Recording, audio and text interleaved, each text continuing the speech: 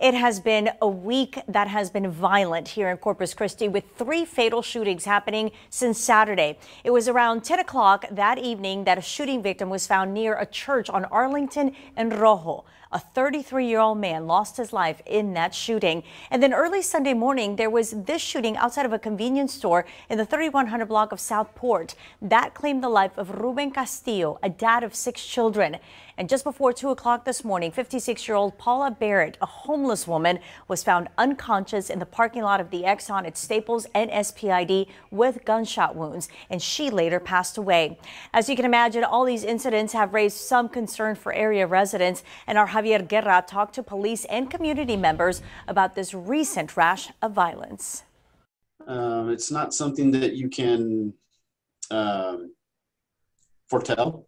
Lieutenant Peña says despite the rise in violence just over the past few days, Corpus Christi is still safe and officers are hard at work patrolling the streets. At the moment, investigators are still trying to track down suspects in all 3 recent cases.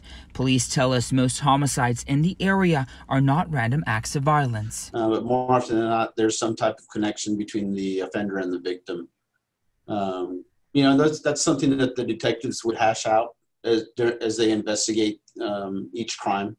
According to CCPD, to date, there have been 33 homicides in Corpus Christi since the start of 2020, with about a month and a half to go before the end of the year.